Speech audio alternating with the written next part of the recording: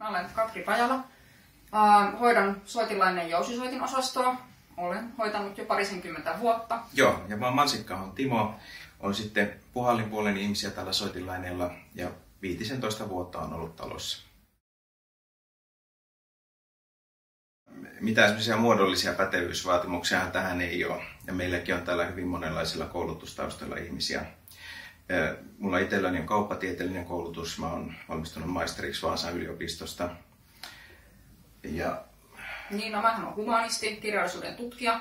Mä tulin tänne kesätöihin ja sitten kun kävi vähän ilmi, että kirjallisuuden tutkijoita nyt ei työmarkkinoille viedä ihan intotiukassa, niin sitten täällä taas toisaalta oli jousisoitin ihmisen paikka auki ja isäni on viulurakentaja ja on sitten näyttänyt näitä viulurakennusjuttuja, että sitä kautta ala oli jo tuttu ihan lapsesta saakka. Joo, siis totta kai semmoista musiikillista taustaa on ja on tehnyt keikkaa ihan pikkupojasta asti. Ja sitten myös mun isällä on ollut aikanaan soitinkauppa Haapajärvellä ja siellä on sitten pikkukakarana pyörinyt jaloissa.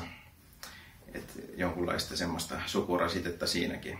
Mutta että tietty tämmöinen jonkunlainen kiinnostus musiikkiin ja soittimiin, niin se on sitten vaikuttanut tähän ammatinvalintaan.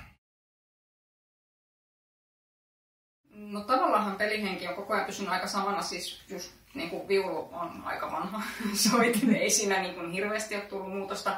Soitinlainen on tehnyt aina paljon esimerkiksi niin kuin koko maahan, siis postimyyntiä ja tuommoista. Nettikauppa on tietysti tullut mukaan, se on lähinnä vaan semmoinen väline, millä sitten sitä etämyyntiä hoidetaan. Et aikaisemmin ihmiset soitti paljon enemmän, sitten tuli sähköpostit mukaan, sitten nettikauppa tällä hetkellä helpottaa ihan tosi paljon elämää. Et se pystyy sieltä tekemään tilauksia silloin, kun heillä on vapaata aikaa ja me voidaan tulla aamulle duuniin ja katsoa, että jahat tämmöisiä on tullut ja hoitaa ne asiat siellä.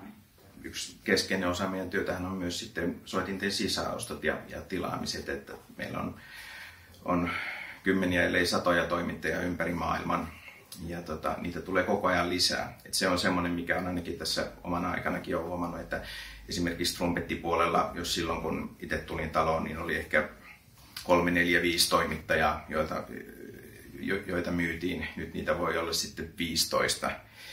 Ja muodit muuttuu, tulee uusia valmistajia, että tavallaan se niin kuin paljon nopeampi temposta nykyään, että täytyy reagoida markkinan muutoksiin siihen, mitä ihmiset haluaa. Täytyy nopeasti tehdä tilauksia silloin, kun joku tietty valmistaja on niin kuin kuumaa kamaa.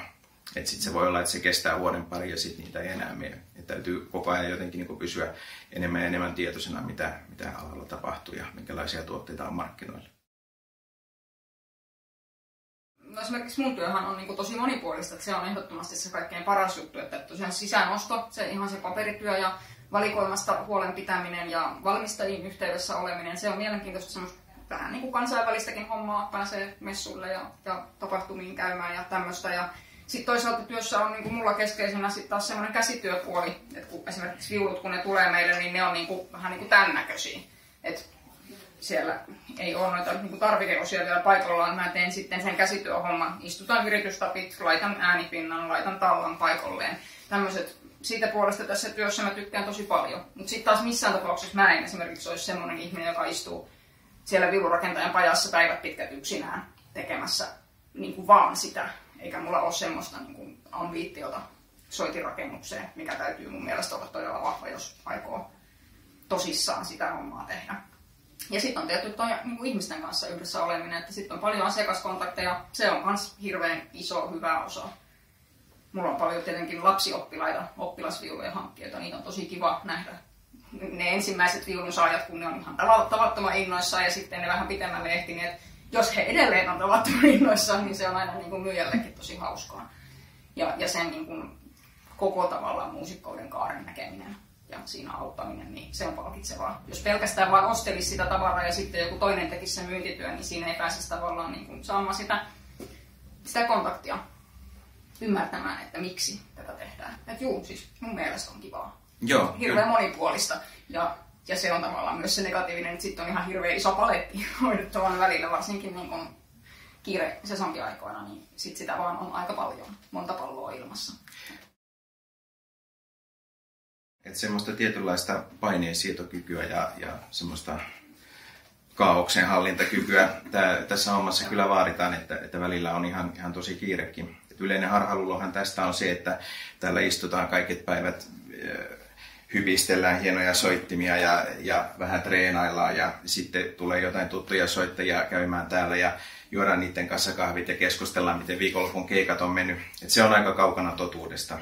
Mutta tietysti tuo sosiaalinen puoli on tärkeää, että niin kuin varmaan kaikissa musa-alan hommissa nykyään, että se pelkkä semmoinen substanssiosaaminen ei välttämättä riitä, vaikka se olisi kuinka kovalla tasolla. Et täytyy olla semmoista sosiaalista pelisilmää, täytyy olla kykyä verkostoitua, täytyy pystyä palvelemaan sekä se äiti, joka tulee ostamaan pikkulapselle nokkahuilua, joka ei välttämättä käy soittokaupassa enää koskaan sen jälkeen. Ja sitten täytyy pystyä palvelemaan se 40 vuotta tanssilavoja kiertänyt humppajyrä.